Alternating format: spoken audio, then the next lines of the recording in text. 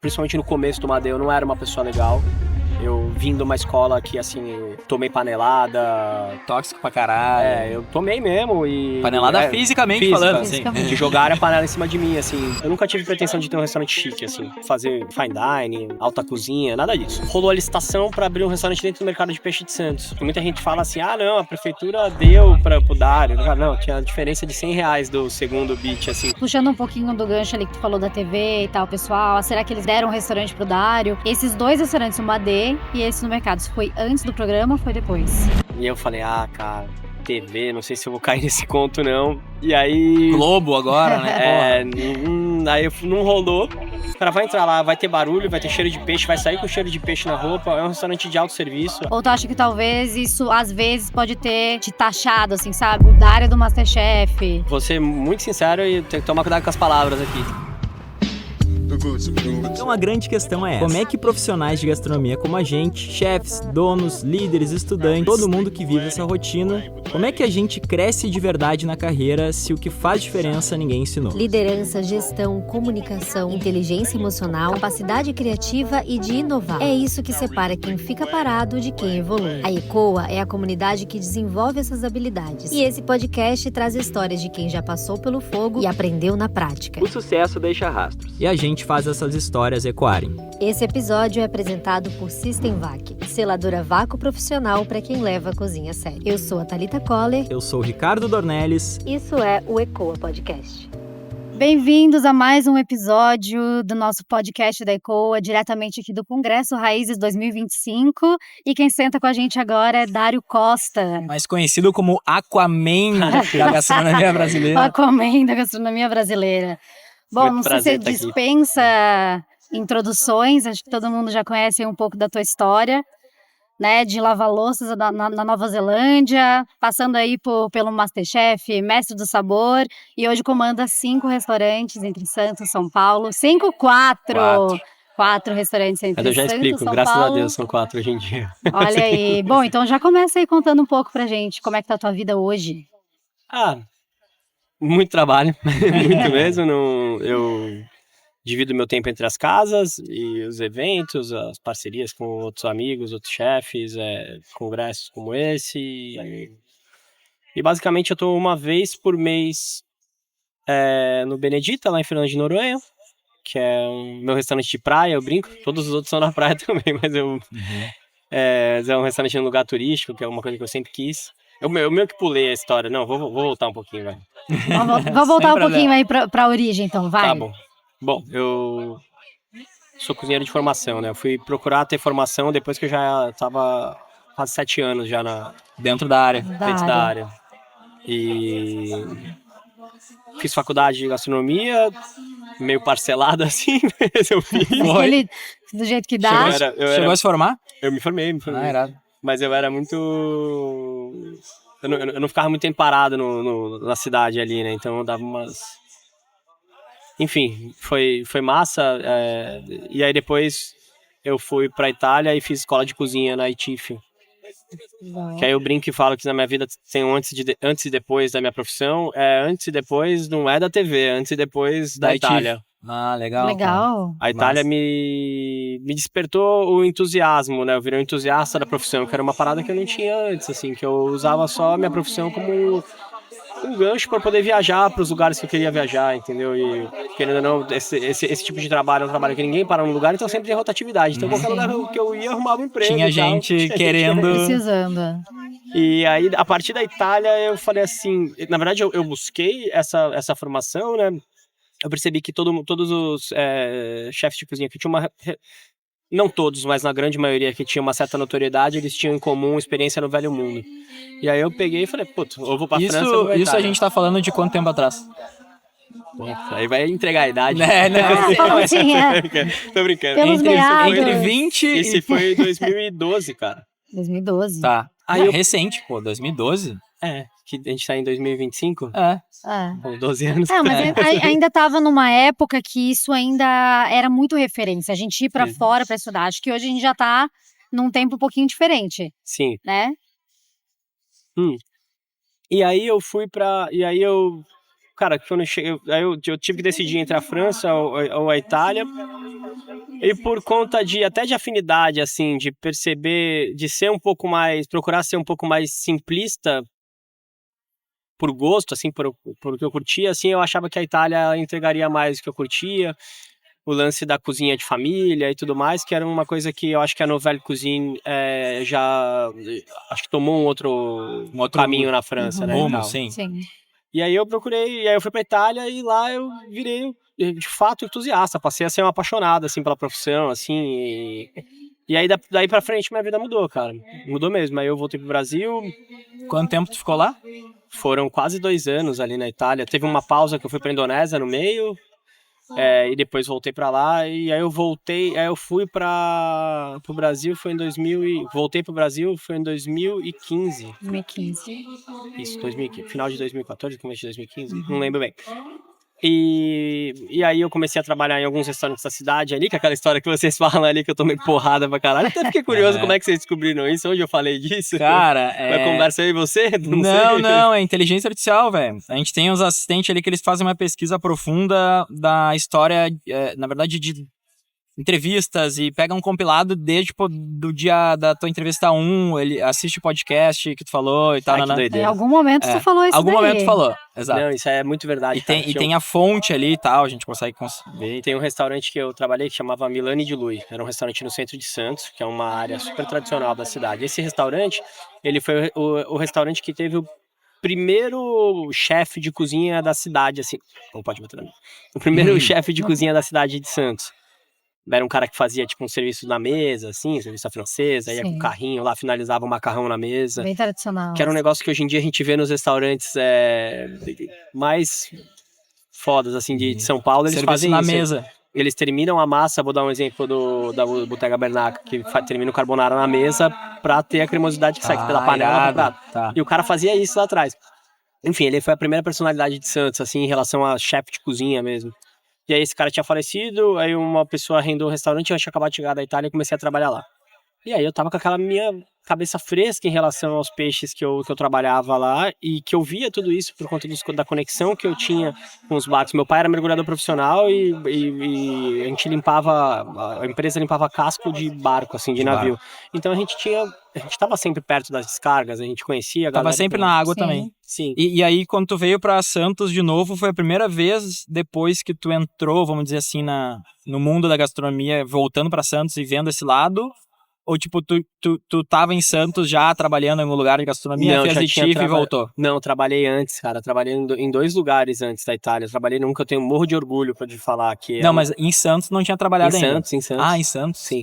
Era um restaurante que se chamava... Isso foi depois que eu voltei da Nova Zelândia, no tempo da faculdade. Tá. Era um restaurante que chamava Alonso. E era um restaurante que cobrava R$9, come à vontade. Nossa.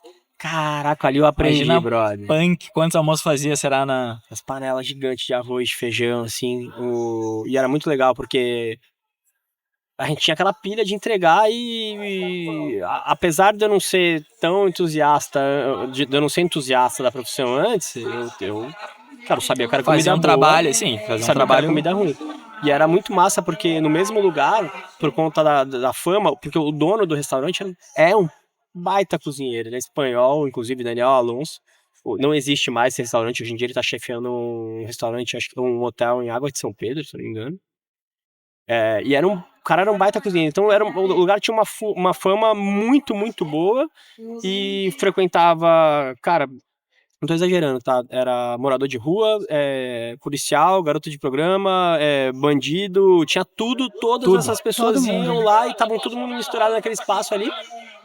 Porque, de fato, era um restaurante muito barato e a comida era muito boa, assim. E, puta, aprendi demais nesse lugar. E aí, logo depois desse lugar, o Daniel abriu um restaurante pequenininho, um bistrô no Guarujá. Uhum.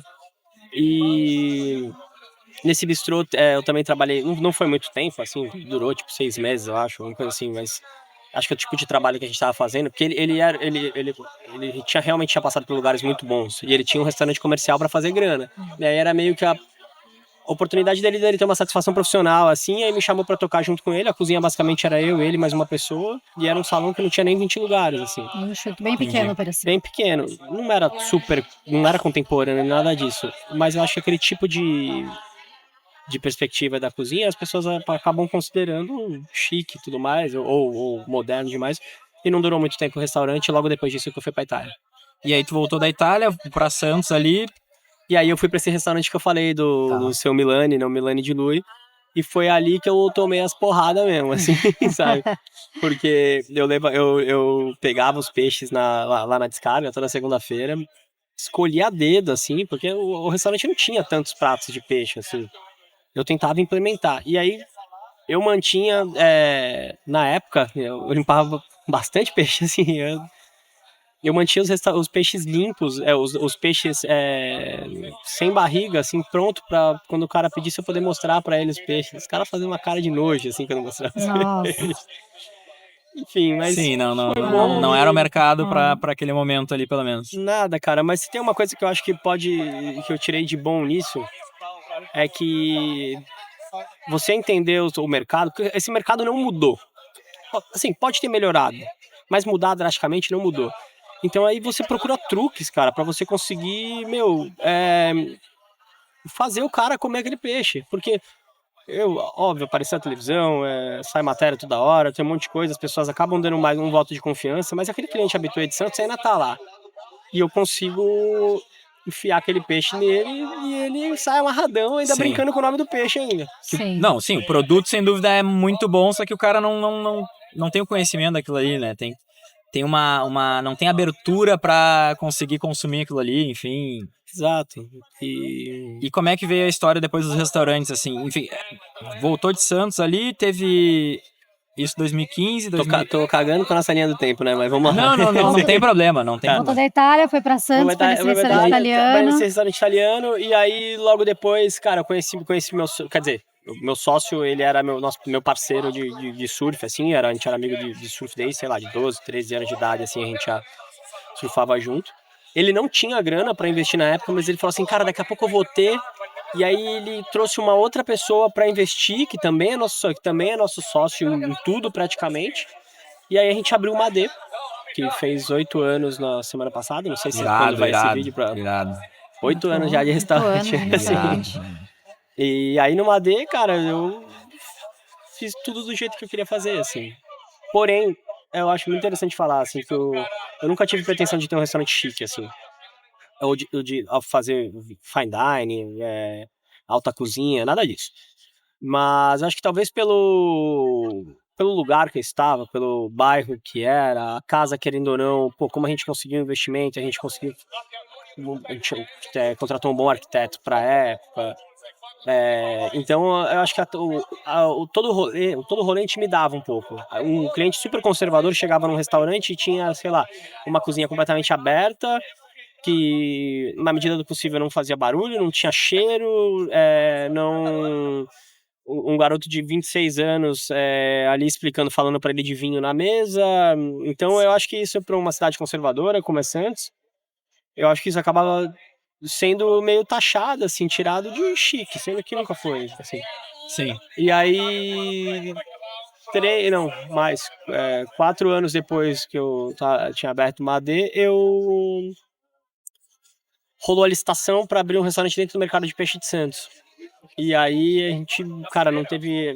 Muita gente fala assim, não, a prefeitura deu pro Dário. Não, tinha a diferença de R$100 do segundo bid, assim, de quem eu ganhei a licitação, e o cara abaixo tinha colocado, sei lá, 9.800, eu coloquei 10 pau, assim, sabe? Tipo, e era pra ser. E eu lembro, cara, eu fiquei muito agoniado, porque eu tinha muita vontade de ter esse restaurante dentro do mercado de peixe de Santos, porque eu tinha muita vontade de ter uma parada muito informal. Legal. Muito informal mesmo. Pô, e é caricato Caricato não, né? Mas uma parada irada ter dentro do mercado, né, velho? Representativo pro que a gente faz, né, essa palavra. Eu acho que E ali eu me senti completo profissionalmente, porque não tinha como o cara achar que ia ser chique, assim. O cara entrava ali... O cara vai entrar lá, vai ter barulho, vai ter cheiro de peixe, vai sair com cheiro de peixe na roupa. É um restaurante de autosserviço. Apesar de eu ter pessoas na sala que explicam muito bem que se estão de bobeira, vão limpar a mesa, vão ajudar uma senhora a fazer o pedido e tudo mais, é um restaurante de autosserviço. Você tem que ir no caixa e pedir. Então ali meio que não tinha como ser formal e ali, putz, ali eu Conseguiu se encontrar um pouco mais. consegui me satisfazer profissionalmente com duas propostas que me completam. E Dário, esses 2 restaurantes foi antes, agora puxando um pouquinho do gancho ali que tu falou da TV e tal, pessoal, será que eles, né, deram um restaurante pro Dário? Esses 2 restaurantes, o Madê e esse no Mercado, foi antes do programa ou foi depois? Qual programa? Do MasterChef. O Masterchef foi junto com o Masterchef. Tá. O Mestre do Sabor foi junto com o Mestre do Sabor, porque foi na pandemia também. Então o Madê foi junto com o MasterChef, você já tinha o Madê quando entrou. Exatamente. E aí você acha Tava que... abrindo juntos. Tava abrindo junto. E aí você acha que essa... Bom, imagino que sim, né? Essa visibilidade do programa, isso ajudou a construir a tua marca? Ou tu acha que talvez isso, às vezes, pode ter te taxado, assim, sabe? O Dário do MasterChef. Vou ser muito sincero e tenho que tomar cuidado com as palavras aqui e tudo mais. Mas eu acho que o público que assiste o MasterChef Eu acho que não é cliente. não é o cliente. Não é cliente. Tá? Não é cliente. Assim, Mas eu tem acho que muito dá... cliente que vai lá que assistiu o MasterChef. É isso. Mas no geralzão, assim, Mas não. é isso que esse é o ponto que eu quero perguntar. Eu acho que 99,9% dos nossos ouvintes são colegas de profissão, tá? Sim. Então eu acho que assim, o cara que vai pro MasterChef ou vai pro programa, ou o cara que quer essa exposição, o que tu percebeu, assim, que, cara, isso aqui me ajudou, isso aqui não? Porque, cara, tu fez 2 vezes isso, né? Então, assim, alguma coisa estratégica, talvez, ou de desafio, ou enfim, tu viu nisso, assim, qual foi o motivo que tu entrou e o que tu viu que foi legal disso, assim, que dá para tirar disso? Preto no branco, assim, vamos lá. O primeiro eu não sabia como era, não fazia ideia. Eu tinha um amigo da Nova Zelândia que tinha participado do MasterChef Profissionais na Austrália. Lá, tá, na Austrália. E ele me falou um cenário que foi totalmente diferente do que eu encontrei. Tá. Sobre treinamento e conhecer produtores antes de fazer a prova, que era o tema do episódio, era conhecer produtores. E aí depois você fazia isso, e quando eu encontrei lá, era tipo, quase uma rinha de galo, assim. Você ficar atiçando o galo até ele soltar sair, ele, sim, sabe? sim. E essa foi a minha experiência, tá? E aí, posterior a isso, cara, quando rolou o Mestre do Sabor, ele... Mas o que tu tirou antes de chegar no Mestre do Sabor? O que tu tirou de legal do MasterChef? Cara, eu acho que assim... Poder de barganha pra, cara, daqui a pouco um investidor, daqui a pouco um... Consegui muita grana com publicidade. Isso me ajudou pra caramba. A atenção de pessoas de fora da cidade. Isso é outra coisa que Santos é uma cidade pequena que hoje em dia não é mais rota, a não ser do turismo de empreendedorismo. Né? Então isso fez com que as pessoas de fora começassem a olhar pro meu trabalho e tudo mais. Isso me ajudou, tipo, muito, muito. Mas assim, pelo amor de Deus, nunca alguém vai me ver falando assim, não faria isso. Nunca fez diferença, até porque tu é reconhecido por fez diferença pra caramba. Como é que se diz essa, não é não é o currículo, mas assim, a tua credencial faz parte da tua credencial, né? Claro. Eu cheguei aqui e uma pessoa falou assim, pô, tu te assistia tanto no MasterChef. Vai fazer 10 anos isso. Sim, mas isso a gente tá falando antes dos posts ali, cara, uma galera te reconhece ainda por causa disso, por assim. Por conta disso, exato. Não, eu não tenho como falar. Só que eu também não posso deixar de falar o que eu achei bom e o que achei ruim, porque tiveram pessoas que saíram muito prejudicadas. Sim. Tá. Sim, colegas de profissão que, assim, não mereciam e saíram muito prejudicadas mesmo. Tiveram pessoas que, assim, eu lembro que tinha o João, cara, o cara que era... De Pernambuco? Ele era professor. Eu conhecia ele por causa das competições, ele era treinador de um competidor de lá. Ele era do Senac. Tá. E aí esse cara era muito gente boa, muito bonzinho, super educado, legal com todo mundo, inteligente. Só que faziam perguntas pra ele que ele respondia. Até então ele tava numa competição de gastronomia, ele dava a sua opinião sobre. E aí, como eles conduziam essa opinião, era a maneira que era interessante pra eles. Então, se eu ver que tá falando assim só, cara, me dei bem pra caramba, foi incrível e tudo mais e tal, eu não vou estar sendo justo com outras pessoas, só porque eu me beneficiei com isso. Exato, tipo, a tua experiência, mas não foi igual pra todo mundo, né? Exato. Mas foi igual você falou também, o teu foi o primeiro profissionais, né? Exatamente. Então foi um molde do formato. Quando já chegou na Exatamente. minha temporada, por exemplo, a minha já foi a 5ª temporada. Então eu tinha 4 temporadas para estudar, digamos assim, o Saber o que estava formato. acontecendo, exatamente. Isso, e ali a gente entrou, né, na minha época, foi bem o finalzinho do Covid e da pandemia, então a gente teve que ficar também confinado, todo mundo junto. Então, além da gente estar gravando, a gente estava convivendo no mesmo hotel, tomando café, no mesmo momento, chegando, enfim, 8 horas da manhã no estúdio, saindo meia-noite.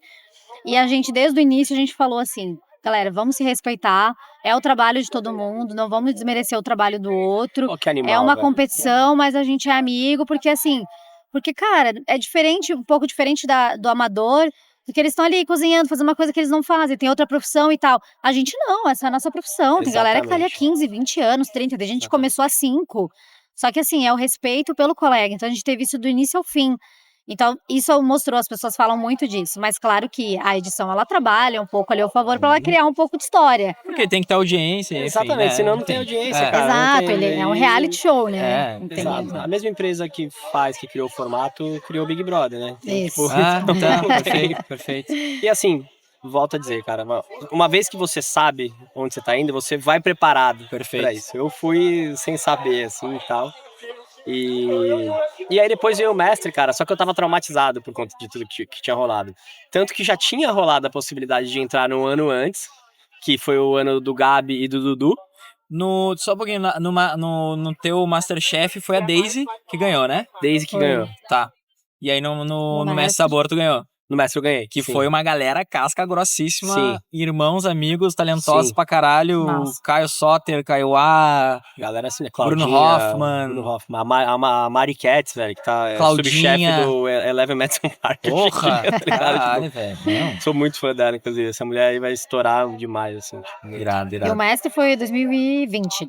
Foi, Mari Katz, confundi o nome, Mari Schutz. O mestre foi 2020, foi no ano da pandemia. Todo mundo em casa vendo vocês lá. E aí um ano antes tinha rolado uma possibilidade disso. Só que eu tava traumatizado, eu falei, mas nem a pau, nem a pau. E aí a galera da produção já tinha falado, cara, é um formato diferente, é um formato que respeita o profissional, que valoriza a cozinha brasileira e tudo mais. E aí eu falei, cara, TV, não sei se eu vou cair nesse conto não. E aí... Globo agora, né? Porra. Aí não rolou. E aí eu fui. E aí rolou o primeiro. E aí eu vi que foi muito legal, foi muito Ah, tu respeitoso. foi no segundo, Foi então. no segundo. Tá. O primeiro foi o Gabriel, né? O Gabi Tá. e o Dudu aqui de Balneário. Tá, Dudu Aham. Palmer, tá. E aí eu vi que tinha rolado muito respeito, que tinha sido uma parada muito legal e tudo mais. Eu falei, caraca, se rolar, eu vou. Tá. E aí no ano seguinte chamaram e eu tava assim com o paru pronto pra abrir. Pronto. Eu falei assim, brother, vai ser bom porque eu vou trazer público, ainda mais porque é um restaurante mais democrático, mais popular, eu preciso de mais atenção ainda, então eu vou. Né, no mercado, Claro. porra, No o cara acaba indo aí, lá, né? E terminou que logo depois entrou a pandemia. E eu acho que essa grana que veio desse programa me salvou, velho. Que irado, que Me irado. salvou e foi um programa que também a gente não tem. Foi o mesmo lance que você falou, assim, cara, era uma galera muito respeitosa, muito massa, tanto que viraram irmãos da vida, assim, Sim. Caio A, Claudinha, Caio Soter. Cara, essa galera assim virou tanto que a gente vive junto pra lá e pra cá e tudo mais. Vocês estavam agora na Espanha lá, né? Isso, Tudo a gente junto. foi viajar. Que Já legal, fizemos várias olha só. juntos, né, Irado, cara? irado. Levei eles pra Noronha pra gente fazer festa, cozinhar lá. Entre outras pessoas, teve muita gente ali que virou muito brother, assim, sabe? Então, Foda. esse programa foi muito legal. E foi na pandemia, assim, então foi muito louco, porque eu entrei no programa Vida Normal, quer dizer, entrei pra gravar Vida Normal, quando eu saí de lá, porque tipo, gravamos todos os episódios, até teve que comprimir, a gente gravou tipo em 2 semanas tudo, foi uma Então, loucura. vocês não ficaram confinados ou Era ficavam todo no mesmo nessa hotel, época? era o mesmo hotel. Quantos programas se gravavam por dia? Na teoria dá pra fazer um por dia, na verdade quando a gente começou fazendo, acho que era um por dia, a gente terminou fazendo mais que 2, assim, sabe? Caraca. Foi Nossa, uma loucura, insano. era uma batida bizarra, porque a única coisa que estava sendo gravada no Projac naquele momento era o Big Brother, que a galera tava confinada lá, então tinha relativamente uma segurança. E o Mestre do Sabor. Caralho. Olha só, Então meio que eles tentaram acelerar o máximo possível pra soltar a gente pra casa. E liberar. aí a gente entrou vida normal, a pandemia estourou. Ah, vocês entraram, tipo o Big Brother ali mesmo, literalmente. Igual, foi exatamente no mesmo tempo. A galera do Big Brother, a galera que saiu na primeira e segunda semana, eles tomavam café da manhã com a gente. Olha. Sério? Assim. Que loucura, velho. E aí meio que entramos vida normal e a gente saiu, cara. Eu lembro de eu voltar pra casa, assim. E foi uma loucura, assim, porque a galera do restaurante tava desesperado sem saber o que fazer. Eu cheguei na minha casa no Guarujá, no mesmo dia que eu cheguei, assim, eu já subi na moto e fui pra Santos. Cara, aquele cenário de guerra, assim, de não ter o cenário rodando sem um carro passar, assim, Sim. e a balsa funcionava só uma balsa, e... Foi doido, né? Que loucura. Intenso. Cara, e tem uma parada que eu acho muito irado, assim, que tu fez, e não sei se foi pensado, e quanto, e quando, porque eu tenho certeza que já parou pra pensar nisso, que é o lance da tua marca pessoal, né? Cara, tu tem uma marca muito forte, assim, e dá pra ver que... Quanto que isso representa hoje da tua vida, no sentido de, cara, tu tem o lance da publicidade que gera receita pra ti, tem os restaurantes, tem o teu lifestyle que também, por esse lado, ajuda também e também mantém o lifestyle que tu vive hoje, que tu quer, né? O quanto isso tu pensou e quando é que tu viu, cara, isso aqui dá pra fazer? Porque a gente entrevistou agora várias pessoas aqui, mas a grande maioria foi pessoas que criaram a oportunidade ali, claro, mas transformaram, né, criaram a própria realidade, isso que eu quero dizer, né? Então, cara, eu tenho uma vida que eu almejo aqui, que tem um estilo de vida, etc, mas o que eu posso fazer pra isso se tornar sustentável, né? Isso é muito louco, cara. Um amigo me falou esses dias ainda, ele falou assim, cara, quero fazer publi igual o Dário faz, que posta uma vez a cada... Eu também quero, uma quem não publi quer, por né? mês. Harley, não, nem sei se posso falar, mas muita marca foda, cara, E aí eu parei pra pensar, assim, e falei, cara, de fato, assim, acho que é uma maneira legal, mas eu vou ser muito sincero, assim, eu nunca fui muito bom, assim, em produzir meus próprios conteúdos. Agora eu tô com uma agência, tô com uma pessoa muito boa que tem feito coisas que são além das marcas, porque antes você só via conteúdo produzido quando fechava com a Quando era marca. quando fechava com a marca. Tá. Agora não, tô fazendo receita do restaurante, tô mostrando coisas do dia a dia e tudo mais, que eram coisas que eu não fazia, mas ainda assim numa linguagem bem específica, porque, mais uma vez, assim, eu demorei pra perceber que o que eu vivia ali já era muito legal, e que as coisas fluíam dessa maneira, sem eu precisar estar me preocupando, sempre produzir e... Cara, tem vezes que eu fico 3 dias sem postar alguma coisa, assim, no Stories, assim. Né, acho irado, daí tu posta lá os stories. Tá, isso aqui é o que acontece na minha vida nos últimos 2 meses que eu tô sem Foi aparecer. assim. E aí, se o cara não posta, não quer dizer que não tá vivendo, tá não sei o que lá. vivendo. Muito Exato, foda. e aí, só que aí o que acontece é que eu acho que tem marcas, cara, que se interessam mais por isso, assim, vou dar um exemplo, do C6, que vocês podem falar. Claro, pode. No C6, que a gente fechou uma parada muito legal, assim, é uma parceria que é muito massa, e eles falam, Dário, a gente não tá preocupado que você não tem 1 milhão de seguidores, mas o que você vive, o que você Tem que ser demonstra, verdadeiro. assim, Isso. é muito que a gente procura e a gente vê que é verdadeiro, assim, sabe? Foda. E eu, de fato, assim, cara, eu nunca me importei em ter um carro foda, sabe? Eu sempre tive um sonho de fazer coisas que eu gosto, assim, sem dó, assim. Hoje em dia eu viajo pra pegar onda 5, 6 vezes no ano, assim, pra fora. E se eu tiver a oportunidade, tiver agenda, eu vou fazer mais E tu foi pra Nova Zelândia por causa do surf? mais ou menos, cara. Na verdade, eu fui pra Nova Zelândia porque, obviamente, era um lugar que tinha surf, que tinha altas ondas, mas era um lugar que era mais barato do que era pra Austrália. Porque eu arrumei grana. Meu pai faleceu e eu fiquei meio Sem pilhado pra sair Perdido, fora. assim. Saquei. E eu fiz uma ação com uma marca de moda, assim, nunca tinha trabalhado com moda na vida. Fiz uma ação pra uma marca, eu era bem novo, tinha 18 anos e tal, e eu fiz uma ação e arrumei um cachê que eu nunca tinha visto na minha vida, tipo, não era muita coisa, era tipo 6 mil reais. Eu conseguia comprar passagem pra Nova Zelândia. Uau. E aí eu comprei essa passagem, tipo, minha família na época me ajudou com um pouco de grana, assim, pra chegar lá. E a escola de inglês eu parcelei. Entendeu? Saquei. E aí enfim. E aí você tocou pra lá. Foi Não, eu lá. perguntei isso aí porque o meu cunhado é surfista e tal, ele até fala que tu surfa pra caralho. Ele falou um negócio que, cara, Surf é surf pegar. Não, sim. E ele falou, cara, o surf foi o que pautou a minha vida. Então, todas as paradas que ele fez depois foi por causa do lifestyle do surf. Cara, Né? Hoje tem uma posada no Rosa, enfim. Eu compactuo exatamente com a mesma situação, porque por conta do surf eu conheci as pessoas que me colocaram nos lugares muito massas. Sim, teu sócio primeiro, não foi? Parceiro de surf? Mas meu sócio, a oportunidade que eu tive de fazer um trabalho na Indonésia, foi um cara que eu conheci no Peru, numa trip que eu fui fazer antes de ir pra Itália. Eu já tinha um pouquinho mais sei lá, de grana, de trabalho e tudo mais. Eu falei, canta, vou ficar uma cara na Itália sem surfar, vou fazer uma surf trip antes. Aí nessa surf trip antes eu conheci um cara que ele tinha os barcos na Indonésia, que ele falou assim, vou pegar teu contato que eu precisava de uma consultoria. E uma cara depois o cara me chamou e eu fui pra lá, que foi um cara que eu conheci surfando. Na Itália eu conheci pessoas no surf que me deram oportunidades também que, cara, mudaram a cena pra mim. Consegui ter contato com os italianos fora do trabalho, assim, que me ajudou pra caramba também, muita coisa. Então o surf sempre, cara, me colocou nos lugares certos. E hoje em dia, o lance de eu nunca ter deixado de lado essa minha paixão, minha conexão com o mar e tudo mais, eu acho que me ajuda até a fechar coisas muito legais. Porque as Sim, marcas porque procuram a marca, isso. elas olham além do trabalho, né? Sim. Porque isso vai conectar muito mais com o público, a tua vida, né? O que você gosta, o que te move, o que te faz feliz, o teu lazer.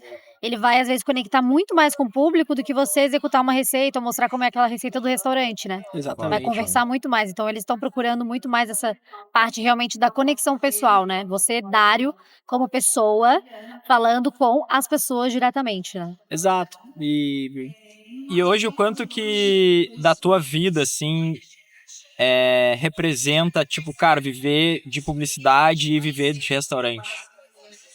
Eu nunca vou deixar de me dedicar mais pros restaurantes do Porque, que... sim, é uma consequência, né? É uma consequência. Mas é só porque, cara, uma coisa que eu acho foda é que a galera, em geral, da nossa área, acha que é só cozinhar, né? É só... Cara, tem inúmeras formas, né, hoje em dia, de tu sobreviver, não, né? De viver e viver de verdade exato. da gastronomia, né? Então, cara, tem inúmeros mercados, assim, e maneiras de gerar receita, enfim. Eu acho que, assim, essa percepção que a gente tava conversando agora sobre as marcas procuram e etc e tudo mais, o restaurante serem cases sólidos, que são realmente restaurantes, modéstia à parte, que são legais, são bons e tudo e São tal. foda, sim. Eu acho que isso ajuda ainda, porque eu não fui uma pessoa que assim, que só porque tem bastante seguidor e tudo mais, fecha coisas, né? Tem um trabalho, tem um cartão de visita que tá sempre ali. E eu acho que isso me ajuda. Então, por isso que eu dedico muito, muito, muito tempo pros restaurantes, cara. Até quando eu tô indo pra fora cozinhar com outro chefe, tem uma contrapartida do cara vir e cozinhar comigo no restaurante depois, sabe? massa. Irado. Ou me visitar e meio que se sentir na obrigação de visitar. Então, sempre tem o trabalho do Madê, do Paru e do Benedita envolvidos. Em conjunto. Sim, não tem como tirar do pacote da parada, assim. Muito foda. E aí, como é que foi o lance da... enfim, de Noronha, do Deus, e etc. Deus foi... os meus sócios, eles estavam com a marca, com a licença, trouxeram a licença da marca pro Brasil. E aí eles... Tiver como explicar só um pouquinho pra galera que não sabe o que é a marca, eu achei do caralho, assim. Tá bom. Animal, e tem tudo a ver contigo, surf, Sim. moto... Cara, Deus é uma marca australiana que tem esse... Vou tentar ser resumido, porque se eu não vou... Sim, vai longe, que é do caralho demais. Assim. Mas ela tem como coração da marca, assim, surf e motos customizadas. Só que aí a galera vai perguntar, o que isso tem a ver com gastronomia, né? Tipo, basicamente é o seguinte, quem fundou essa marca tinha um espaço em Sydney, que é um café que juntava todas essas paixões, fazia customização de moto, tinha o lance das roupas, do surf e tudo mais, era um lugar onde a galera ia para se reunir. Só que a marca de fato ficou muito famosa quando eles abriram uma flagship fora da Austrália, num bairro de Bali que se chama Canggu, num distrito de Bali que se chama Canggu. Eu achei que a primeira fosse em Bali. Não, ela nasceu na Austrália. Só que o australiano vai pra Bali como se fosse daqui como sei lá, o gaúcho vai pra Garopaba, sabe? Sim. Então, Aí lá, cara, esse bairro especificamente era um bairro que eu arrisco dizer que era o que era tipo Ibiza há 35, 40 anos atrás. Que era o lugar onde os artistas iam pra poder Mais hypado para poder ir curtir sem ser incomodado e viver e tudo mais, viver a natureza, blá blá blá. E Xangu é mais ou menos isso. E aí meio que a Deus, né, as roupas da Deus, meio que além de virarem um souvenir hypado assim do país, eles tinham esse espaço que eles têm lá, até hoje existe, é um lugar que assim, é fantástico, assim, é uma casa com arquitetura hindu, que tem um restaurantezão, assim, tem a customização das motos, fazem as pranchas lá e eles fazem até hoje vários eventos de música que atrai muito a galera, então o negócio virou um point. Na época ainda acho que era mais ainda, depois a marca ficou muito grande, mas era um rolê que tinha assim, quarta e domingo, que era um rolê da Indonésia, assim, a galera saía da Indonésia inteira pra ir pra lá pra poder tomar uma, pra ouvir uma música, pra ir comer lá, pra tomar o café da manhã. Eu brinco e falo que o conceito de coworking no Brasil, ele meio começou com a galera que ia pra lá e trazia, porque tipo, a galera de fato ia pra lá e ficava trabalhando o dia inteiro, e tinha várias coisas, tinha um barbeiro, tinha as pranchas, tinha a customização das motos, tinha tudo num lugar. Eu acho que o Bali, os caras estavam falando esse tempo que Bali é o lugar dos nômades digitais, um bagulho assim, porque tem muita empresa que faz isso de trabalhar em conjunto ali, né? Exatamente. Então, que foda. É muito louco, assim, porque eu antes da gente trazer a Deus pro Brasil, eu ouvia muitas pessoas falarem, pô, o cara abriu um negócio assim, assim, assado, tipo a Deus. Tá, e aí os caras compraram a licença aqui. Então, aí os meus sócios trouxeram ali, eles conseguiram esse contato, trouxeram a marca, e aí eles me chamaram para fazer parte do quadro societário, obviamente cuidar da parte de gastronomia. A parte de cozinha não é igual aos meus outros restaurantes, é uma parada mais comercial, tem carne, tem café da manhã, mas eu pego um viés, assim, como a marca em si, ela expandiu muito, né, globalmente. Ela teve uma época que ela tinha, parte das ações dela pertenciam a um grupo italiano. Tá. E aí ela criou uma cena muito forte da moto na Itália também, então a Itália representou muito pra marca. E aí, eu já tinha trabalhado na Itália, já tinha trabalhado na Indonésia. Uniu as duas E coisas. era brasileiro, eu meio que fiz um cardápio que pega um pouquinho de cada coisa, legal. assim, tem desde o mie goreng, que é um prato, tipo um noodle, assim, um macarrão Isso que eu frito. ia perguntar, o cardápio tu tem autonomia pra mudar o que tu quiser? Como é que é? Tá. Sim. Nós temos que seguir algumas coisas, alguns direcionamentos da marca, por exemplo, tem que ter brunch, tem que ter café. Tá. Mas eu acho que o legal da Deus é que ela meio que se nacionaliza em todos os lugares que ela está. Sim, a cultura daqui. E como é que os caras chegaram em ti? Já eram teus amigos? Tínhamos amigos em comum, né? Um dos sócios era meu amigo e tal. E aí eles chegaram em mim, porque, assim, por conta do estilo de vida. Sim, da autenticidade, da verdade. O cara já trabalhou na Indonésia, trabalhou na Itália, surfa, anda de moto e tudo mais. Vamos chamar ele pra fazer parte do negócio. E tem esse formato em outros países também, eles fazem tem no ou mundo não? inteiro, tem na Itália, tem na França, falta mais lugar da Europa. Na França tem 2. Que legal. Tem no Japão, tem na Coreia. Tô esquecendo, mas tem muito, mas no Japão tem vários. No Japão, legal. Mas tem no mundo inteiro. Na Itália, só na Itália, em Milano tem 3, tá ligado? Uma fechou, tem 2. Na França, num espaço muito pequeno, assim, tem ali no País Basco, tem em Biarritz e tem em Bordeaux. Então, foda. Tá no mundo inteiro, tanto que você vê a marca em todo lugar hoje em dia. Hoje eu entrei aqui e eu vi uma galera usando já, assim. A gente tem parceiros que revendem a marca aqui na Brava. Que irado. Exato. E aí legal. eu vejo muita galera usando. Tem o e-commerce também e tal. E Noronha daí, como é que veio depois? Noronha foi um baita acidente, cara, que foi o que aconteceu. Eu tinha Um bom acidente, né? Eu tinha feito eu tinha uma viagem marcada com a família toda na época pro Tahiti. E aí, tipo, faltando 10 dias pra fazer essa viagem, a gente recebeu um e-mail falando que a Ilha de Páscoa, que era onde fazia escala, não tinha aberto os boardings ainda, não tinha aberto pra receber voos. E aí eu tive 10 dias antes de viajar, eu tive que mudar, de escolher outro lugar, assim. E aí o único lugar que dava pra ir em cima da hora era Noronha. E aí Eu nunca tive vontade de ir pra Noronha, vou ser muito sincero. Parecia ser muito lindo e tudo mais, eu achava que era um lugar muito Comercial, mainstream, sei lá. mainstream, já, uma já... parada meio da Globo, do Global, os globais lá e tudo mais. E essa parada nunca me chamou muita atenção, eu sempre fui de ir pros lugares diferentes, assim, do rolê, sabe? E aí eu acabei indo pra lá, e eu cheguei lá e fui surpreendido de maneira positiva. De fato, existe muito esse rolê, mas é quando essas pessoas procuram um lugar de abrigo para eles poderem curtir, poderem estar de pé no chão, e eu valorizei isso. Eu fiquei, tipo assim, até hoje, cara, toda vez que eu vou pra lá, cara, eu vou pra lá todo mês e eu falo, eu nunca vou me acostumar com isso aqui, é o lugar mais bonito do Irado. mundo. Incrível. E eles têm um lance de também, tipo assim, cara, preservação absurda, né? Não é? É um Super parque restrito. nacional, né? Na teoria você não pode ficar lá muito tempo. Tanto que quanto mais tempo você ficar lá, a tua taxa, como turista, a tua taxa vai aumentando, você vai pagando mais caro e tal. E eu, cara, fiquei apaixonado com a beleza natural daquele lugar e tal. E eu notei que não tinha nenhum tipo de restaurante muito simplista, assim. Eu queria ir lá, eu queria comer peixe na brasa. E não tinha peixe na brasa. Não tinha. Pô, o lugar pra isso não. Pô. Tem ótimos restaurantes que fazem peixe que fazem receitas com peixe e tudo mais. Mas não tinha nenhum lugar que fazem peixe na brasa. E eu saí de lá com essa ideia que, assim, falei, caraca, não sei se eu volto pra cá tão cedo, é maravilhoso. Na época eu tinha ido porque eu queria surfar, não tinha pego boas ondas nessa trip. Falei, não sei se eu volto pra cá tão cedo, eu voltaria pra mergulhar, porque o que eu vi de vida marinha ali foi impressionante.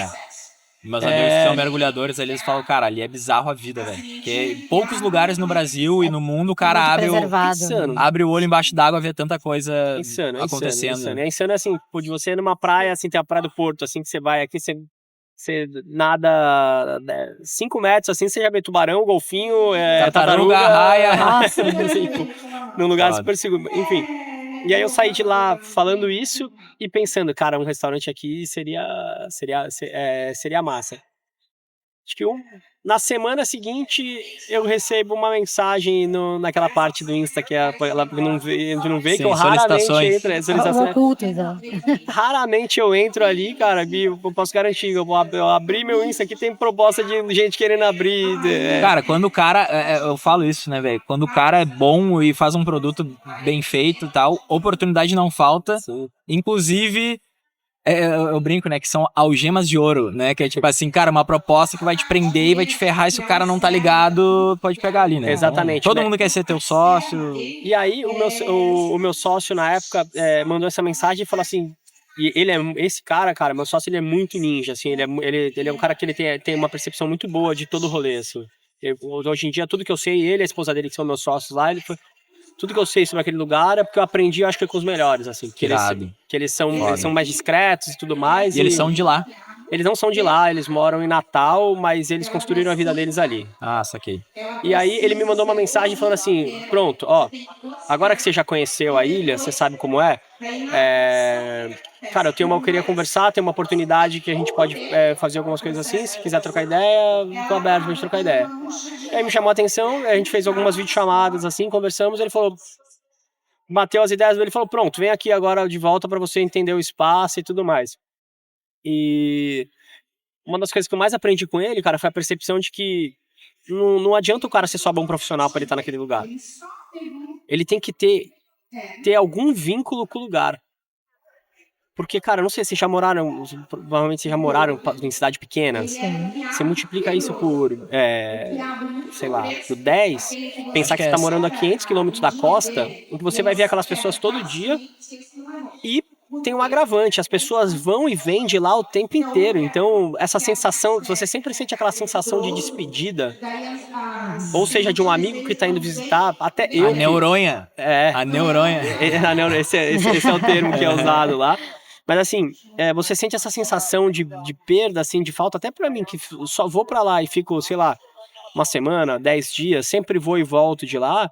Às vezes eu tô lá, que tem 5 dias que eu tô lá, e tem, tipo, amigos que foram lá, a gente ficou junto esses dias lá, eu vejo eles irem embora, eu tenho uma sensação, assim, de tipo, caraca, a pessoa tá indo embora, por mais que eu saiba que eu vou ver ela, sei lá, ele, daqui a 5 dias, e a gente tem essa sensação. Só que quando tu tem um vínculo com aquele lugar, cara, isso ressignifica teu tempo lá. E pra mim, o lance do surf, eu acho que é do surf, da conexão com o mar, de mergulhar, de poder ir pescar, isso faz com que meu tempo lá seja um tempo muito de qualidade. E eu brinco e falo que às vezes quando eu tô lá, eu acabo produzindo mais do que eu produzo quando eu tô nos restaurantes em Santos, cara. Quando eu tô no Guarujá. Vivendo o momento ali conectado com aquilo. E porque, por uma questão também muito básica, muito simples, cara. Lá eu não pego trânsito pra nada, eu não tenho que pegar balsa pra nada. Eu consigo, eu acordo, vou na academia, e eu chego na academia em 3 minutos, vou surfar em 5, e aí já saio, vou pro restaurante no almoço ali, e fico trabalhando no almoço, aí quando dá tipo 4 horas da tarde no almoço o movimento é mais tranquilo. Dá 4 horas da tarde, eu subo na moto, a prancha fica lá na praia, eu subo na moto, saio correndo, vou fazer um final de tarde lá, Que irado. e volto, e 6h30 eu tô de volta no restaurante, já trabalhando, e aí o pau come, porque o bagulho é doido lá. Assim, quem vê, não, paz e amor, lá é o restaurante... Eu acho que assim... eu ia falar que é o mais busy que eu tenho, assim, não é, porque eu acho que o Paru é mais foda, assim, o Paru é complexo. Mas ali, sim, é que uma galera, é turístico e pra caralho, e enche, né? Enche, a cidade tem 100 lugares, aí tem serviço, eu acho que no Paru... 100 lugares? No Paru ele ainda tem uma informalidade do cara ir lá e pegar no balcão e tudo mais, esperar e se virar ali.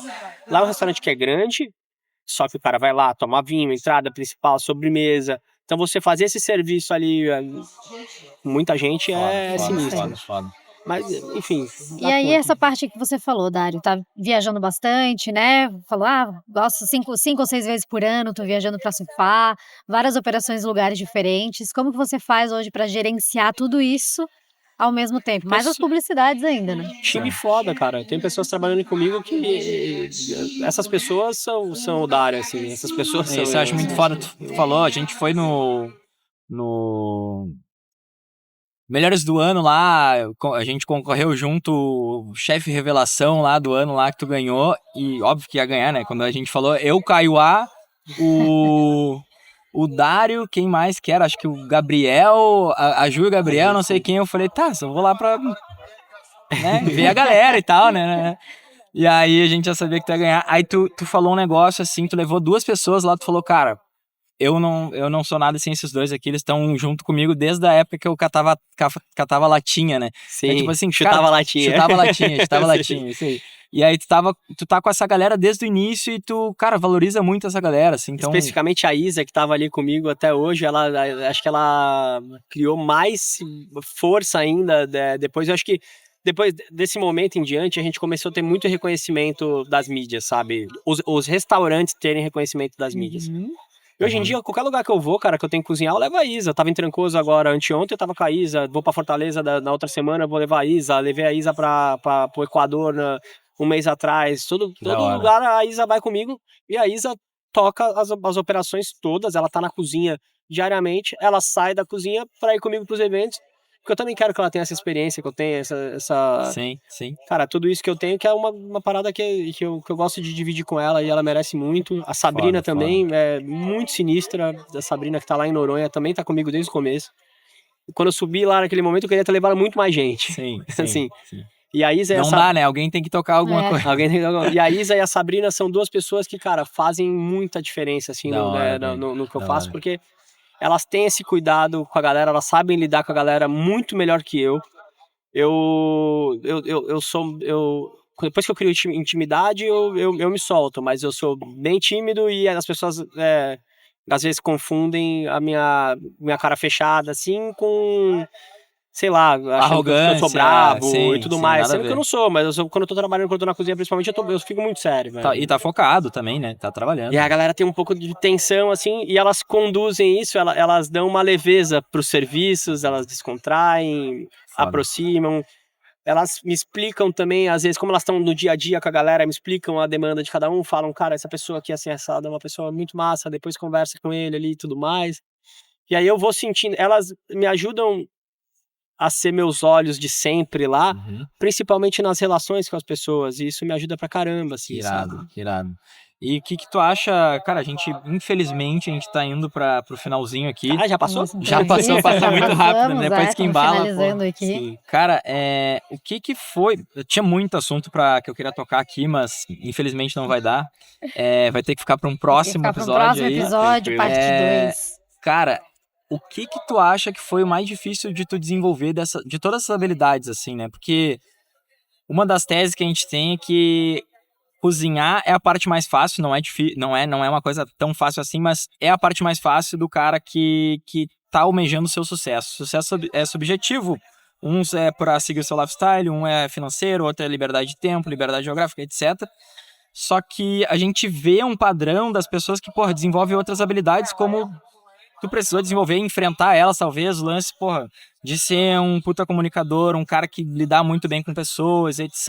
E, porra, o que tu acha que foi mais difícil de tu desenvolver nesse tempo que tu achou importante, assim? Porque tem 4 negócios hoje, a gente sabe a bomba que é o lance de gerir isso, de planejar o lance financeiro, no final tem que pagar as contas e etc. O que foi mais difícil de tu desenvolver?